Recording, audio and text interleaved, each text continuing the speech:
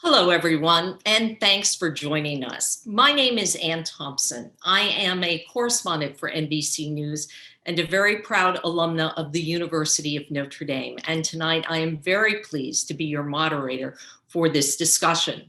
This is the fifth session in our Bridging the Divide speaker series hosted by the Provost's Office at Notre Dame in partnership with the Clow Center for Civil and Human Rights and the Rooney Center for the Study of American Democracy. The aim of this series is to promote thoughtful conversation on the important issues as we approach November 3rd, the presidential election, which is now less than 2 weeks away. Regardless of where you sit on the political spectrum, I hope that we can all agree on the need to respect the opinions of others. And if we are going to have meaningful conversations about issues that divide this nation and that can move this nation forward. We are living in unprecedented times. We are dealing with a pandemic, deep divisions, both racially and politically, and a presidential election that is almost certain to be contested no matter who wins. Now more than ever is a time for us to wrestle with these issues, but to do so respectfully and with an open mind. Our subject of this session, which is co-sponsored with the Notre Dame Institute for Advanced Study, is trust, something that is increasingly lacking in our society and most of all in our nation's institutions. Joining me for this conversation is former South Bend mayor and presidential candidate, Pete Buttigieg, better known to most of us as Mayor Pete. He is now a fellow at the Notre Dame Institute for Advanced Studies, where he recently completed a book, and here is that book. It is entitled Trust, America's Best Chance. Throughout our conversation, we welcome you to submit questions for us using the tab on the Think ND page. Mayor Pete, thanks for joining us. Thanks for the chance to be together. I've been looking forward to this, and great to be connecting with the Notre Dame world in a whole new way tonight. So how are you holding up during the pandemic? Well, you know, we're fortunate. Everyone close to me is healthy, and I'm also loving the experience of teaching and being involved at the Notre Dame Institute for Advanced Study. So, in addition to a lot of political work, which is of course accelerating as we get into the home stretch here, I've been having a chance to think longer thoughts than you usually get to when you're in political life. The experience of coming off a presidential campaign is a strange one, I'm sure, for anyone. But in my case, coincided almost exactly with the beginning of the lockdowns. That started within a week or two of the campaign ending. And so it obviously blew up our plans for vacation, but it also meant that it compelled Chasten and me to sit still and be here at home in South Bend. And that might have been as terrible as the circumstance was. It might have brought some blessings with it. So doing my best to balance all of that, even as more in-person travel is starting to resume as part of the campaign. Mm-hmm. You may be off the presidential campaign trail, but you certainly aren't out of the public eye. In fact, I see you on TV an awful lot, and most of all on Fox News. So my question is, how did you become the go-to progressive for Fox News? You know, I really think it's one of the areas where I have the most to contribute when going on TV.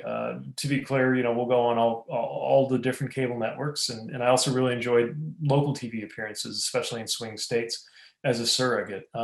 What struck me as interesting is that it's the Fox News appearances that get the most attention, even though I'm not saying anything particularly different than I would if I were on CNN or MSNBC or PBS or any of the networks.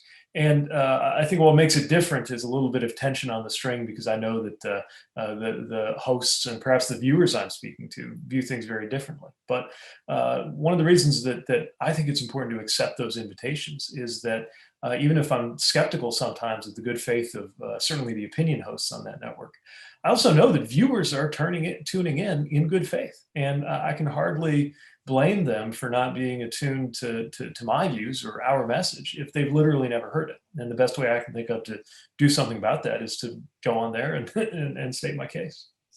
What you're doing, I think, is so important. David Campbell, who is the director of the Rooney Center 4 years ago, when I did a panel similar to this, talked about how he's a Canadian and he looks at American politics and thinks that we don't talk to each other anymore, that we are all entrenched in our own little corners. And when we do talk to each other, we shout past each other. And he thinks one of his theories is that's led to the decline in the civility in American politics. Do you find the same thing? I think there's a lot of that, and it's certainly been amplified by what's going on with digital media. There's not a lot of persuasion going on a place like Twitter, for example. The algorithm rewards people who powerfully state something you agree with, or powerfully disagree with somebody else in a way that gets your attention. In fact, there was a body of research done analyzing a bunch of different modes to see which were most likely to go viral or get clicks, and the one called indignant disagreement turned out to be the one that routinely gets the most response. So, there's a way in which this is being rewarded by these algorithms, but of course the algorithms are just going off the human mind. So this is also being rewarded, I think, by maybe a lower order set of preferences that we carry around that may not be our deepest desire as citizens, but is the instantaneous desire that guides our thumbs to click in ways that computers record and then repeat back out to us. The other thing that I'm worried about, and I write this a little bit in the book, is that we're losing some of the overlapping circles of belonging that are so important for us to cut across these divides. And what I mean by that is, I may not belong to your political party, but we belong to the same church. And so we know something about each other. Or we don't belong to the same church, but we belong to the same soccer league, and we encounter each other there. And so a religious or political difference is easier to navigate. People who aren't part of the same sports preference are, in terms of what they play, are in terms of what they're a fan of, stuff like that. And yet now what we're finding is those circles that we count on to overlap to bring us together, even something like our physical neighborhood, are increasingly becoming concentric. In other words, if you know where I live or where I went to school or what I do for a living, it's actually relatively easy to predict what my political preference will be in a way that just wasn't nearly as likely to be true a generation or two ago. And that sorting that makes so many of our attributes sort of bundled with one another does pose, I think, a great danger to our ability to understand one another as we get sorted into these different buckets that speak to much more than just our political identity. What is driving that sorting? Are we doing it? Is the media doing it? Is there some greater force at work here? Well, I do think that media, and especially digital media, have accelerated that. I think there's also maybe some missed opportunities that we should pay more attention to get out of our usual circles. As mayor, it won't surprise you to hear that I believe a lot of the salvation will come from the local, the idea of the neighborhood, the idea of the community, whether you're in a small town or a big city, any place where you need to jostle with people who just are different than you. Unfortunately, it's made that much harder by the pandemic restrictions, which make us more likely to be associated with those we choose to be associated with than those we were put next to each other with. But I think there are some solutions to that too. We entitled this discussion Rebuilding Trust in Our Institutions. And obviously, the media is one institution where there is not a lot of trust. And we have a question from Littleton, Colorado, who asked, and this person asked, how do you build trust across America when the media, thus the information citizens receive, is so clearly biased and agenda driven? How do you answer that? Well, one thing I think we've got to do is pay closer attention to the sources of information that are coming our way and decide whether those sources are credible. I actually think it's fine for a source to have a strong ideological view as long as they're transparent about it. In fact, we might learn a little bit from the media culture in a place like the UK. Where you have a little bit less of the distinction between the editorial and the newsroom views. Newspapers are transparently left, right, or center there. And while that causes its own issues, it also means that you kind of know what you're getting. I think that people struggle here sometimes to see the earmarks of these sources, especially again in that digital environment. At the same time, I think sometimes it's a little too fashionable to discredit what media sources are doing. There's a lot of good faith that goes into the decisions that journalists make, trying to make sure that they not only present information, but give the reader or the viewer a better sense of how credible that information is. Because there is also something very unhealthy about, for example, presenting as 50-50 something that isn't. Saw this a lot with climate, even as the scientific consensus approached 99%. Newsrooms trying to do the right thing wound up presenting it in a 50-50 way by having two people to spar on a debate show, even though one person spoke for 99% of scientists. We're seeing that in other areas of policy debate, I think, right now. And so we've got to resist the urge to assume that if you're presenting two sides, that makes it fair. Partly because the credibility of those two sides still needs to be discussed, and partly because we shouldn't assume that two is the right number of sides on so many of the important issues that we face. Yeah, we always said there aren't just two sides to a story. If there are 360 degrees in that circle, there are 360 Exactly. sides to a story. In your book, you write about trust, and you say that trust, often unseen, is indispensable for a healthy functioning society, and that in the absence of trust, nothing that works can work well. Is a lack of trust at the heart of our nation's problems today? I think in many ways it is. We don't even think about just how much we rely on literally millions of patterns of trust that define our daily lives. One of the stories I open with in the book is about an encounter I had in Afghanistan when I was deployed there, and was in a crowded area driving a vehicle where my whole job was just to get from point A to point B and make sure my passenger got there alive, and that I did too. And somebody approached the vehicle in a way that seemed like it might have been consistent with somebody placing an explosive device. And I had about 2 seconds to decide whether I could trust that person's intentions as he approached my vehicle out of nowhere, or whether to level my weapon at him and get out and potentially make the situation even more dangerous. Turned out that he had a perfectly peaceable intentions, but I didn't have much time to figure that out. And yet, as I was reflecting on that experience, that in a war zone, you've got to trust your life to strangers just to go down the street. I realized at a certain point, all of us do that. If I'm driving up 933 on the way to Notre Dame and I go through a green light, my life depends on whether I can trust the person waiting at Angela to be complying with the red light. And there are unspeakably multiplying ways in which the just basic ability to navigate through the world or to live among other people depends on trust. When that starts to break down, a lot of things break down with it. And I think we've got a threefold crisis of trust right now. Political trust, reported trust, measurable trust in institutions has fallen dramatically in my lifetime. Social trust, the extent to which we trust each other just as human beings.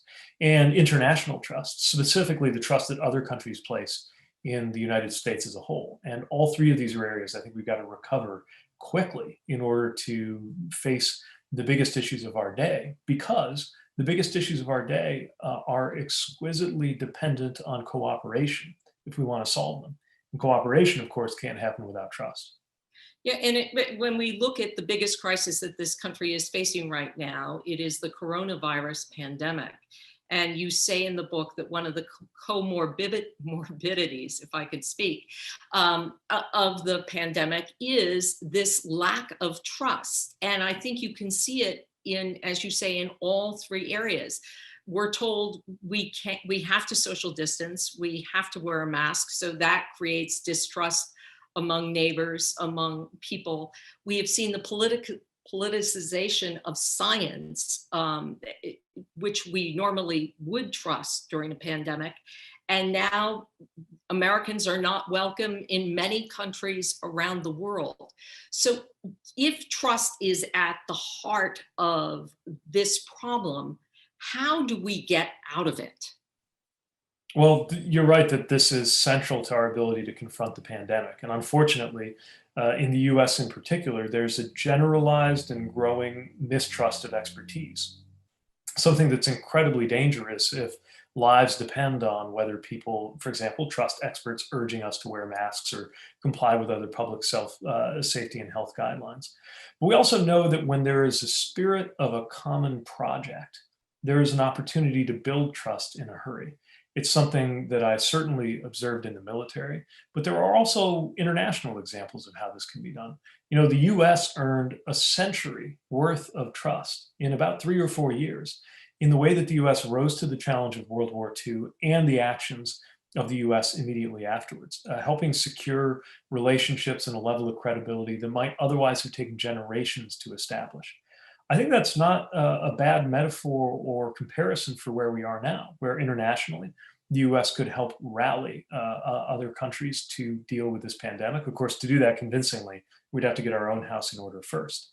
But it would make a huge difference if we did. And also at home, the best leaders I see, often mayors or governors acting in the absence of clear guidance from the White House, are stepping forward to get things done in their communities and urge people above and beyond just what somebody might or might not take seriously from a doctor, making sure that communities as a whole are responding to this need.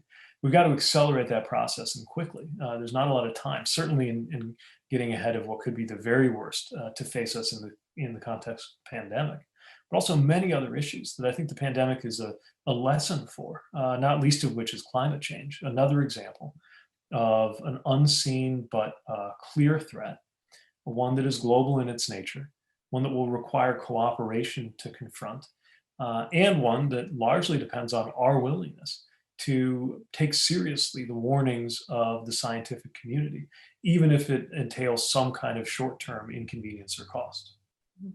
Following up on that, we have a question from Mishawaka, and the person asked this: how can whoever is elected to the presidency rebuild the relationship between the government and the scientific community?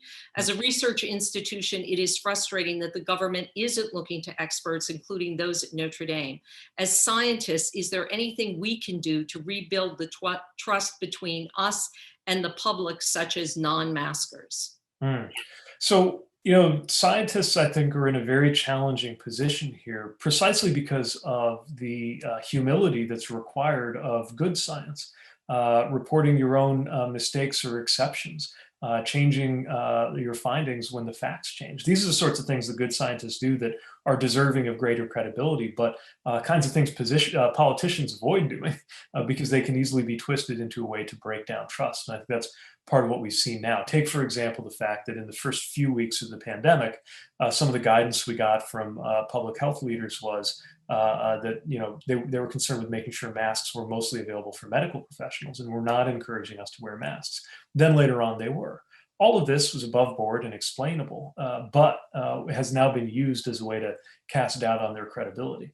Add to that the fact that scientists, and in a parallel process, an intelligence community that's also responsible for trying to render, in ambiguous situations, trying to render good information, coming under huge political pressure to do or say things that are maybe more helpful to the political objectives of the administration, but not actually helpful to their mission.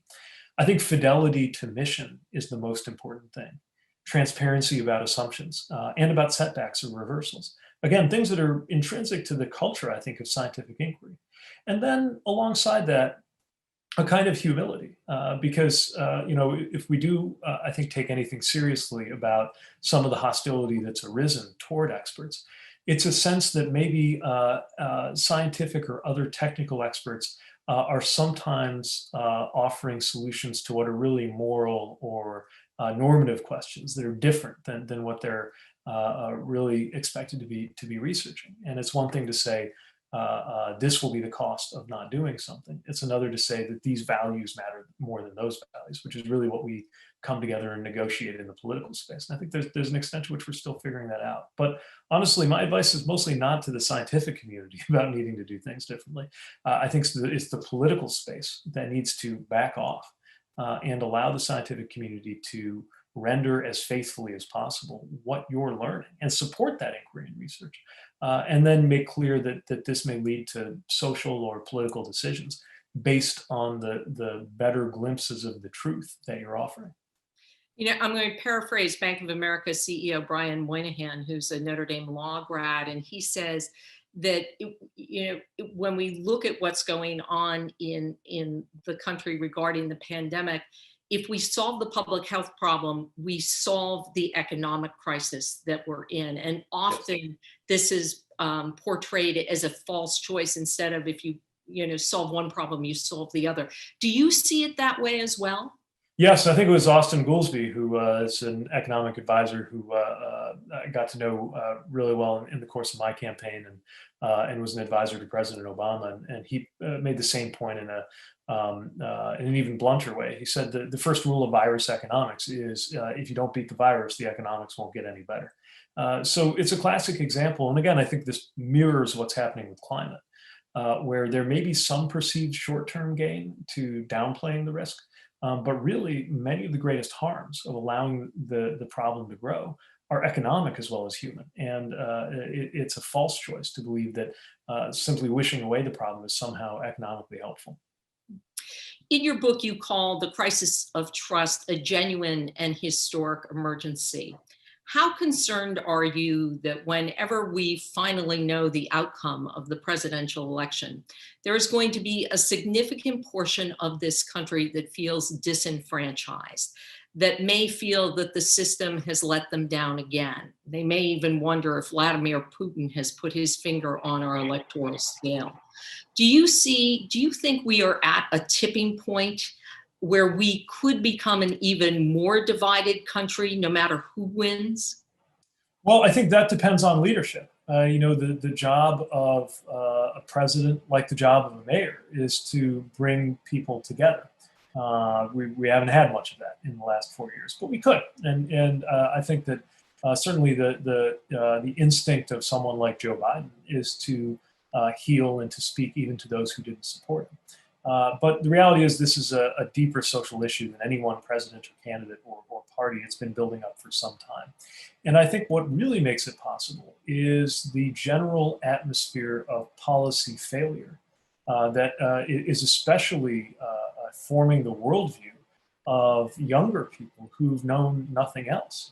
I speak to students who were born sometimes right around the time of 9/11. And so their entire conscious lives have been characterized by things like the financial crisis, the forever wars, and now the failed response to the pandemic, as well as the consistent racial and economic injustice we've seen. And I actually think that, well, of course, my views, unsurprisingly, are that there are a lot of policies that I identify with and that I think my party is offering that can help with each of those problems. The reality is that the current president, I think, was also propelled to power, partly because of a cynicism that resulted from an awareness of that general sense of policy failure in our country that really stretches back, in my view, 30 or 40 years, where we've seen as presidents have come and gone, inequality grow deeper, the US fall behind other developed countries on measures of well-being, health, education, social mobility. And this leads to a profound sense of distrust that is then amplified by sometimes very cynical actors working to undermine our trust in the system.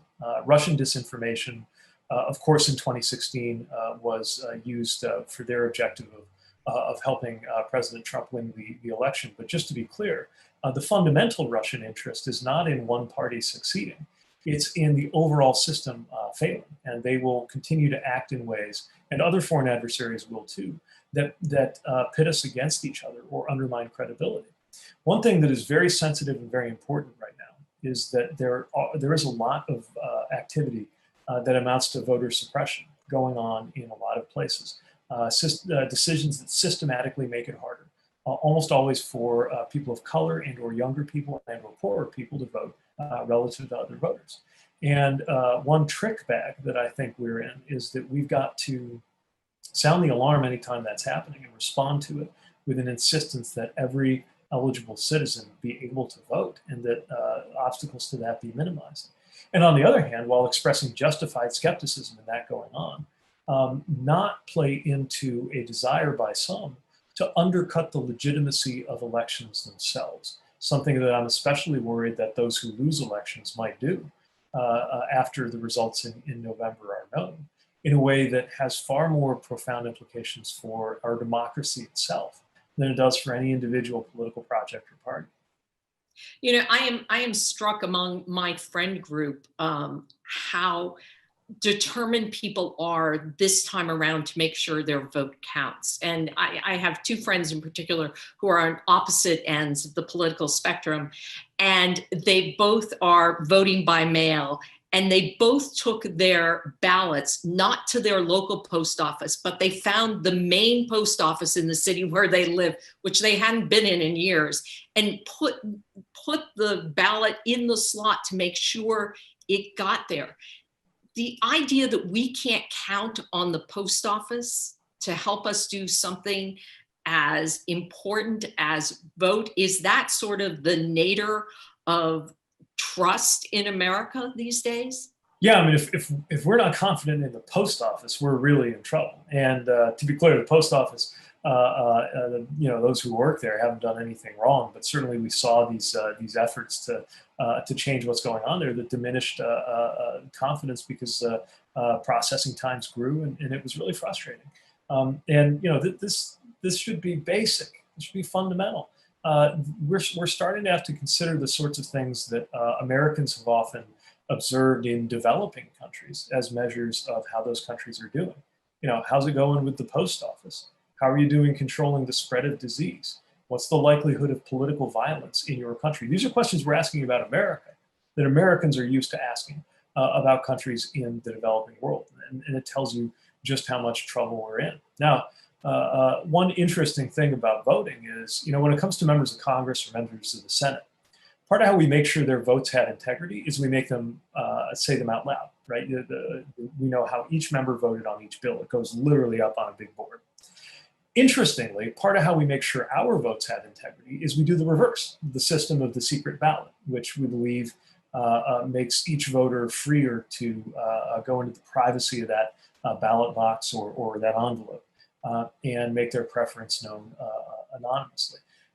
That I think does help assure the integrity of the system, but it does have one cost, which is, of course, if there were a big board where you could see everybody and how they voted, then there would be no question over whether everybody's vote was registered correctly, because you could go check. We do, though, have a system for telling whether each voter voted, and it's worth noting, especially when you hear these bizarre and spurious claims of widespread voter fraud that have never, been examined repeatedly and never been proven. That both parties can check on the exact number down to the individual voter, whether they pulled a ballot or not. And this is one of the reasons why documented voter fraud is so low.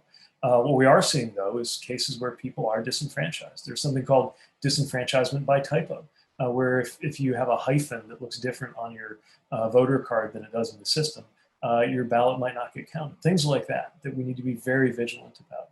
And the general awareness of problems in that area, I think, does have people wondering what steps they can take, whether it's which post office they go to, or my mom did a mail-in ballot, but hand delivered it early voting at the county city building, largely because we like to go in and vote together. Then I got to stand in line because interestingly, no excuse absentee voting is, just to give you one example of how the system is a little skewed. If you're 65 and over, you have no excuse absentee voting, but if you're under 65, you're out of luck on that front.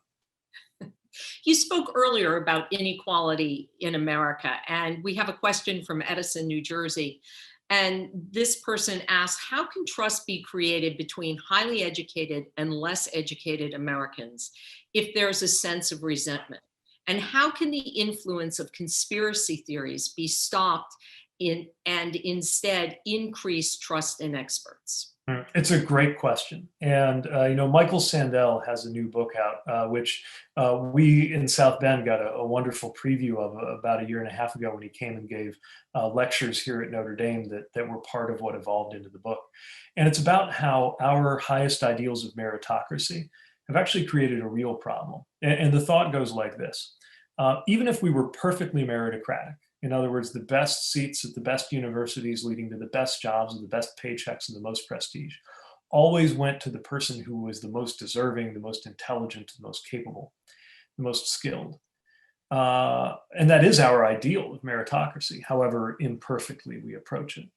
Well, even if we did that, one of the results would be this sense, and I think it's happening among people who get those most coveted stations in life, that they're very deserving and therefore deserve to be there in a way that makes them a little better than everybody else, even if it's based on something God-given rather than self-created, like intelligence.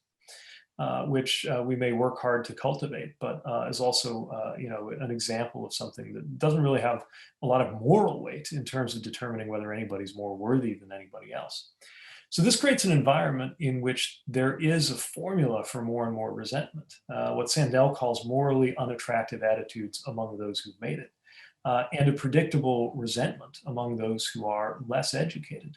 By the way, bias against the less educated being perhaps the most socially acceptable remaining form of bias, a kind of casual social bias that we have in many parts of this country. And this leads to that resentment and suspicion of anything that appears to be quote unquote establishment, which is a poorly defined term. But I think we know kind of the general feel, right, when we talk about that. That in turn, I think is especially today with the economic inequality that it represents, a formula for distrust and resentment. And I do think it's one reason why conspiracy theories are thriving. Now, to be clear, and I mentioned this in the book too, there's nothing new about conspiracy theories. You can go all the way back to 18th century theories about the Illuminati that aren't that different from what you might see on Twitter today. What's new, though, is for them to have as much traction and purchase and support from people in positions of responsibility all the way up to the American presidency. And it's no surprise when that president is somebody who arrived largely coasting a wave of that resentment we've been talking about. It might seem ironic, and it is, for somebody who lives in a building in Manhattan with his name on it, who has been photographed with every major political figure of the last 30 years, to be the champion of the populists, but he's cleverly caught that energy, and I think that's a big part of how we've come to be where we are. And to follow up on that idea, we spoke about the inequality in America between those who are highly educated and those who are less educated. We have a question from Belleville, New Jersey, and I apologize from that, about people who are engaged in politics and people who aren't. And the question is, as we see politics become increasingly polarized, what do you believe can be done to bridge the gap between parties and re-engage otherwise disenfranchised Americans in our nation's politics and institutions? Well, I think we need to begin by creating more shared experiences that aren't sorted according to politics. This is one of the reasons cities and towns are so important. So are universities, spaces that bring people together from radically different backgrounds, at least a university that does a good job of creating that sense of diversity. This is why I'm a big believer in service. And I know the military service isn't for everybody, but when I think about the fact that in the military, I learned to trust my life to people who were radically different from me in their politics or economic or racial or regional backgrounds. I think that could be a model for what we could get out of greater participation in civilian service. And if we fully funded it, we know from the acceptance rates at things like AmeriCorps and the Peace Corps, as well as the military itself, that for every person who gets a chance to serve, there are several who would if they only had the opportunity.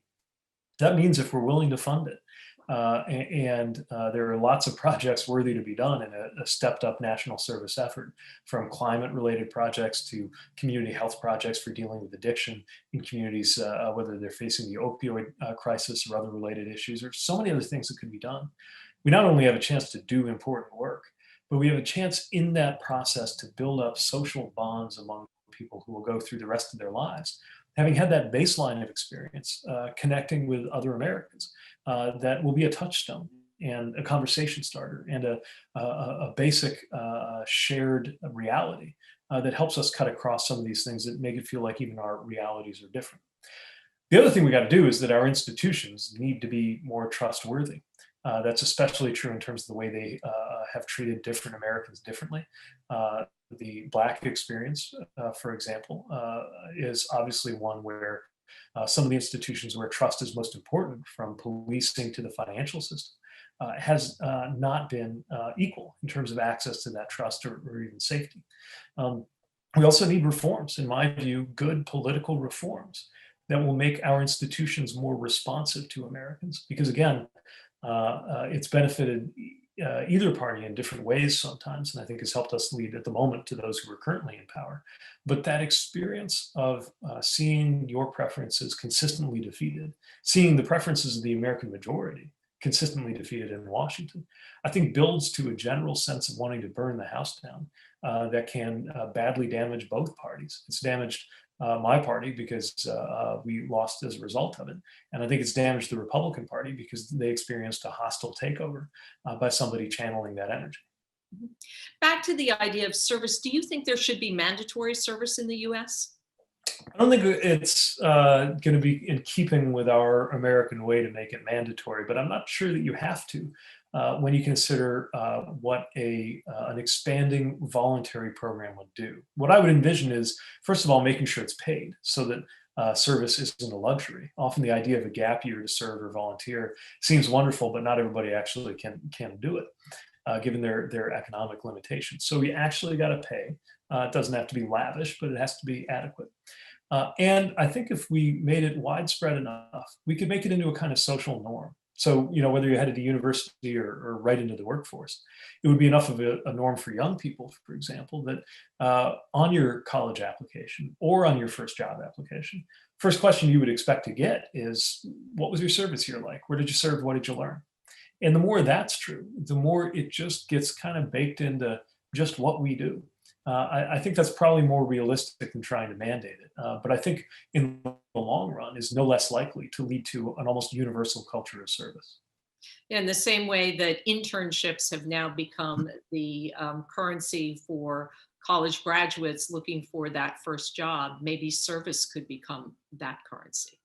I think so. Yeah. And again, we should fund it so that that currency is available to everybody.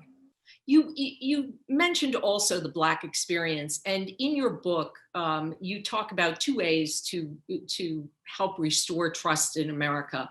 One is a fairer tax system, but the other idea you have is restorative justice. And you talked about, you raised the idea of truth and reconciliation commissions, much like they did in South Africa after apartheid fell. Is that something you think we need in America? Is it realistic? And what kind of form would that take? I think we do need to explore this. These models aren't perfect, but what was done with the Truth and Reconciliation process in South Africa established a reality that couldn't be denied, even from people who had had radically different experiences. And while many Americans might be startled by the idea that a model from there could make sense here. We are a war-torn country. We haven't fully recovered from the Civil War. If we had, taking down Confederate battle monuments wouldn't be so contentious. And there are North American precedents for this too. Canada, for example, had a Truth and Reconciliation Commission that looked into the way that Indigenous Canadians or Indigenous people who came to live under the Canadian system were treated. And to get through so many of the things that have happened in this country, especially when it comes to racial injustice, I think we need to go through a process of truth-telling that allows us to stand on a common field of fact. Member Congress Barbara Lee has laid out a fairly specific proposal for how this might be done in the United States. And there's a lot of power in forms of restorative justice versus retributive justice, and a lot of different models out there that we might learn from. Again, none of them are perfect, but many of them are instructive. One of my colleagues at the Institute for Advanced Study is looking at the reintegration of people in Rwandan communities who were convicted of genocide. And this is, of course, within our lifetimes. Now, in some cases, obviously not without complication, but in ways we might learn from. being reintegrated into their communities. If there's a way to do that there, surely by being more imaginative about the models we apply in the United States, we might have a better track record on healing racial injustice than we've had these last 400 some years. I know you like to think a lot about the structure of the American government and changes you would like to see. And we have a question from Dayton, Maryland that says, if you could change the Constitution, what is the one thing you would add, delete, or change to affect a more civil discourse within the American political system?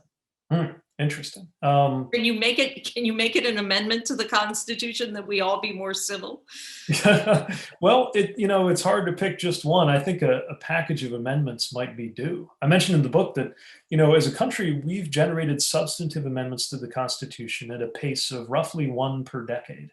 But with the exception of one very technical one, we haven't really done much in the last 50 years. And by the way, the last time we did, Birch Bayh, senator from Indiana, hardly a wild-eyed radical, was leading the charge on things like lowering the voting age to 18, which required an amendment, the 25th, which is important for presidential succession issues. Even amendments that didn't make it, like the ERA, led to a lot of good things like the emergence of Title IX. And for what it's worth, I think the ERA still is valid and ought to be ratified. So some of the things that we could do going forward, well, certainly something about gerrymandering, right? Remember that the very literal shape of our congressional districts makes it that much harder to have a balanced and civil community of US members of Congress. And it's one of the reasons why, the community of US mayors, for example, given that the city limits are a little harder to gerrymander, are a much more functioning body of people from both parties and around the country who work together and like each other and get along than often the US House appears to be. So dealing with gerrymandering, dealing with the role of money in politics, which, because in the wake of Citizens United, probably can't be addressed without a constitutional amendment, is going to be crucially important. I believe there are a lot of structural considerations that matter. Then again, the good news is not all of this requires a constitutional amendment. HR 1 was a piece of House legislation that unfortunately didn't go anywhere in the Senate, but that might be different next year, that was aimed at some of these things. Reforms around gerrymandering, around voting rights, even the introduction of approaches like ranked choice voting or jungle primaries or other things that lead to perhaps more balanced and better election outcomes. A lot of that can just be done by legislation. We're starting to learn just how many things that we all probably assumed were written in the Constitution are actually either just customary or just the result of laws, even the makeup of the Supreme Court. The fact that election days are on Tuesday, which, by the way, is mostly so that you could be able to ride your horse into town and vote and still be able to get your goods to market by Wednesday. Really outdated things that we assume are in the Constitution. Even the number 435 for the number of U.S. House of Representatives members. It's not constitutional. It's just a law. And we could update it if we thought it was the right thing to do as a country. Yeah. In fact, the number of justices on the Supreme Court is not in the Constitution. And I know that's something you've thought a lot about. In your presidential campaign, you talked about expanding the Supreme Court. It is an issue that has come up again because of the death of Justice Ginsburg and with the nomination of Judge Barrett. So tell us, what do you think? Let me ask it this way first. When people today at this moment hear that Democrats want to change the number of justices on the Supreme Court, to many people it sounds like sour grapes. It's like, okay, you lost. Mitch McConnell had his eye on the ball. He knew what he wanted. He wanted a more conservative Supreme Court, and he is on the edge of achieving that. You lost, go home and play by the rules. Is it sour grapes by the Democrats to suggest to expand the Supreme Court? Well, I think it's a response to watching Mitch McConnell break a lot of norms in order to succeed. But I also think that we've got something a little more immediate on our hands in terms of a nomination right now that the majority of Americans believe ought to be made by the winner of this election. But of course, the Senate, despite its inability to act on COVID relief, seems to be whipping itself into shape to do this in a hurry, which is problematic. But I think reform conversations are about a lot more than who won or which party feels better in any individual cycle. This is about what we think our courts and our bench should look like in order to best serve the American people. But beyond that, I mean, we talk about trust, and when you see people complaining that now saying that the game isn't fair, and that's a bad analogy, but the rules aren't fair because they've lost, doesn't that erode trust? Well, it's a good point. I mean, we should look at when what we need to do is actually challenge something about the system or the way things are done, or whether within that system we just need to work harder to get a better outcome. I think both are going on right now. Part of the concern is just making sure that we have, for example, that people win elections who reflect what Americans want to see happen. But I do think there's some issues with norms and the rules that we've gotten used to, and sometimes just allowed to get twisted or changed. I mean, the most significant change to the number of Supreme Court justices that took place within my lifetime was when Mitch McConnell's Senate changed it temporarily to 8 until they took power again. And these things have consequences for the ability of both sides to feel comfortable about the processes that we're all working within. How would you make the Supreme Court less politicized? Well, I think a lot of things could help do that. What we know is we can't go on like we are right now, just a ideological death match every time there's a vacancy. Justices used to just retire like everybody else. You didn't used to see this idea of justices trying to sometimes hang on the bench longer than most people would hang on to any job, just to try to time who was in power when they left. So some people think that term limits are worth exploring. I think that cuts both ways, but it deserves a look. There are ideas of a balanced bench. The way you set up the makeup of the court could require a greater level of balance or consensus. There are even ideas about how you'd rotate people on and off the appellate bench rather than allowing a specific small handful of people to be the only ones who weigh in. There are lots of ways we can do it, and I continue to think we should explore that. But I don't want us getting so bogged down in that as a kind of political point in the next 2 weeks, knowing that these are part of a bigger family of structural issues that we should consider as an American people going into the years ahead. And I think this next decade could be a decade of reform, not just on the bench, but what we're doing about our legislative bodies. Even the very simple fact that a democratic republic probably ought to give its presidency to the person who gets the most votes. And it wouldn't be a bad idea if everybody's votes counted the same. To me, this shouldn't be a particularly partisan claim. The idea that we should have a national popular vote. As a general rule, most people think it's the right thing to do. I always thought certainly when I was learning about the Electoral College down across the street from the golf course at Notre Dame in St. Joe High School, it crossed my mind that, if I understand this concept of the Electoral College, but if it ever actually overruled the American people, I'm sure we'd never allow that to happen again. That went on to happen twice, just in my lifetime. And we've got to ask ourselves how much longer America can go in this kind of counter-democratic or anti-democratic fashion before things start to break down. I think things are starting to break down around us for this very reason. We've talked a lot about the lack of trust in our society tonight. Do you see anywhere where trust is flourishing? I certainly think that salvation might come from the local. I have seen ways in which people have worked across party lines, worked across usual political visions, certainly here in South Bend. One of the things I really valued as mayor was the fact that, with a very contentious local politics, you were never going to burn a bridge with one of your legislative members, in this case, a council, because the very same person who was driving you up the wall, blocking some piece of legislation you cared about, 2 months later might be the swing vote who got your budget through. It doesn't fall into those same predictable partisan lines that national politics does.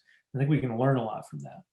I think any community that draws people out of their usual silos or bubbles, again, I think service, military or otherwise, is part of this. Faith communities can do this too. Faith communities are very much about trust. In some languages, there's very little distinction between the very idea of faith and of trust. And it's something that we should think about, and in an area where I think the kind of thinking that goes on both sides of the aisle at a place like Notre Dame is very special in that context. Faith, of course, can be a source of violent distrust, and disagreement, pain, and division, but it can also be a way to establish goodwill, both within and across and among faith communities. And this is a good time for us to be exploring how that might be part of the solution. We have a question from Notre Dame that asks, should rebuilding trust start at the individual level or the institutional level? What a great question. I think that a lot does depend on the individual level. After all, we form our earliest and deepest understandings of trust in the context of family and friendships, those we love. It's also worth remembering that interpersonal trust matters because people are flawed. If we all knew exactly what to expect from each other, if we never let each other down, if no one ever broke a promise, well, then trust wouldn't even exist or make sense as a concept. It would be irrelevant. Trust exists, trust is needed because we're not perfectly reliable. And often, the most important experiences we have that relate to trust have to do with what you do when trust has been damaged or sacrificed and needs to be rebuilt. And precisely because we're flawed beings, we learn ways of developing and restoring trust in our personal lives. That's probably the most powerful playbook that we can draw on when it comes to how our institutions might do the same, because our institutions in our country, just like human beings that we love, have sometimes let us down. And we've got to do something about it in a way that, on one hand, presses those institutions to do better. And on the other hand, just as with somebody we love, refuses to give up on them or their capacity to change. We have a question regarding your experience as a professor. And this comes from North Potomac, and it says, I appreciate your call for a more free exchange of ideas, especially at universities. It seems the trend is in the opposite direction, with differing views being silenced or shamed. How do we reverse this? Well, I do think universities are one of the best places for this to happen. And one of the things I love about the undergraduate seminar I'm teaching is that there are clearly very different perspectives from one another and from mine that you hear and that challenge us to think better. And because we have the advantage of being part of this community, this little community we've created of students in the class, and this broader university community, there's a little bit of a down payment on that bit of goodwill or trust that you need in order to negotiate your differences. In other words, in order to have a serious and good faith conversation about where we don't see eye to eye, we need to have something to plant our feet on that's shared. Now, the big question on my mind is how do we, certainly a circle of belonging, like being part of a special community like the University of Notre Dame, can do some of that work. How do we draw that circle so wide that it includes all Americans, a circle of belonging that big enough that the belonging means something, or I should say maybe small enough somehow that the belonging means something, and yet big enough to include or accommodate all of us. This is why I won't give up on the idea of nationality. And I know among progressives, it's unfashionable to talk about nationality because we've seen how the worst kinds of nationalism are so harmful. But I think a kind of progressive patriotism might be in order that recognizes that it does, can, and should mean something to be American, and that our identity, our identification with the American project is actually something that we can use to build some basic, minimal level of fellow feeling with people who otherwise we have nothing in common with. And it gives us a starting point to then start to hash out the differences in values or in interests that make up the very reason we have a public square, to hash that kind of stuff out. So if we want to be part of rebuilding trust in this country, give all of the people who have tuned in tonight 3 ideas, 3 things they can tangibly do to help to rebuild trust in America's institutions. Well, one would be to venture into spaces where maybe not everybody's aligned with you on a social or political matter, but that you know that you can build some good faith in, and then understand different attitudes. So for me, there's a very specific version of that, which is to go to a place like Fox News. But you don't have to be getting television bookings to think of ways. And I'm not saying that you join the nearest soccer team and then go in and try to pick political arguments. What I mean is think about circles that you have access to, social, neighborhood, family, political, whatever it is, and dwell on the way that you can build up a personal connection with people before you get to the things that are different. A second thing that I think is important is looking for forms of service, even before any of the ideas I've talked about for national service could be realized.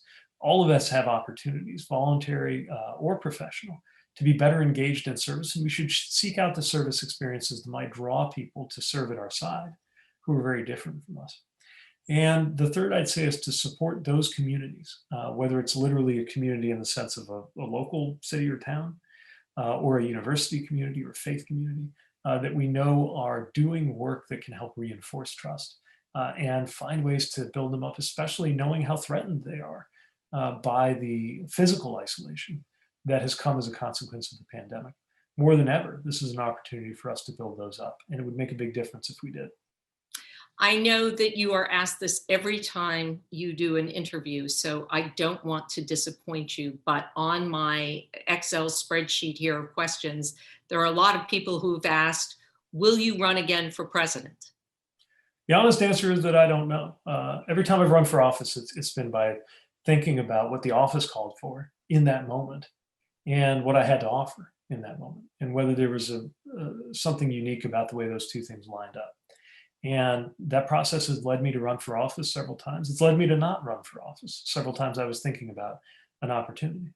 I ran for president because I wanted to further a certain set of values, not the other way around. And if I find in the future that returning to campaigning would be the right thing to do by those lights, then I would. But it's impossible to know what the moments are going to call for, because more than at any other time in our lives, there's so much uncertainty about the road ahead. But what I know is I can make myself useful to the things that I care about and to the country that I care about in a number of ways. And time will have to tell exactly how those ways stack up. So we shouldn't look at trust as a springboard for another run for the White House? Hardly, but I do hope that people think about it this election season and beyond, because I think these issues, and I'm blessed to be part of this amazing community of scholars at the Institute who think about it from every different angle, from computer science to history to anthropology. I think this issue is only going to be more important. I'm so glad it was the chosen theme for the year at the Institute. And I think we'll be talking about trust and the need to fortify trust in a lot of different contexts in the years ahead. Do you see in your students a desire for trust? Did they want to? I mean, kids always want to go out and change the world for the better, but what is it that you see that they're yearning for that makes them unique or different? So I asked my students the other day whether they agreed with my characterization of their generation as more earnest than my own. I remember, and by the way, I'm still struggling to admit that my generation is a different generation than the generation that's in college right now, but I might as well face up to that. But when I was in college, well, not that long ago, about 20 years, right about the time my students were born, there was a real atmosphere of irony. People didn't want to be too closely associated with any cause or identity that could get you made fun of. It was social, not just political or cultural. And that seems to be very different now. I think so many of the tough experiences that today's generation of youngest people have faced have contributed to a shedding of that kind of irony, which is great because you need to leave it behind to participate in a full-throated way, whether it's in the movement for Black lives or in climate activism or in a faith community or really in politics itself. And yet alongside that earnestness, there is also a kind of a cynicism. And I asked, speaking to a young activist today for my podcast, and asked about, whether, now to him, interestingly, cynicism doesn't mean not getting involved. But it was a kind of sense that all they've seen is failure from our institutions. And so it'll be very interesting to see as this generation is empowered. And by the way, we're talking about a generation that will, just by force of numbers, will come to gradually dominate our politics and our society. How that combination of deep skepticism, perhaps to the point of cynicism about institutions, with a very earnest desire to get things done and to make sure that things are better than what they've been handed. Well, Mayor Pete, thank you very, very much for joining us tonight and giving us a lot to think about. And those three ideas you expressed of how we can each start to rebuild trust in this country, get outside our comfort zone, talk to those who don't agree with us, seek out service opportunities, and most importantly, support your community that reinforces trust. I thank you very much. Good luck with the book. And I hope good luck with the class, and I hope you'll come back and join us. I'd love to. And we hope the rest of you can join us for the final session in this series, which will happen next Thursday night on October 29th, when Notre Dame students who are members of a group called Bridge ND will host a conversation about civil dialogue and free speech on college campuses. For more information on Bridging the Divide speaker series, please visit provost.nd.edu. Thank you for joining us, and as always, go Irish.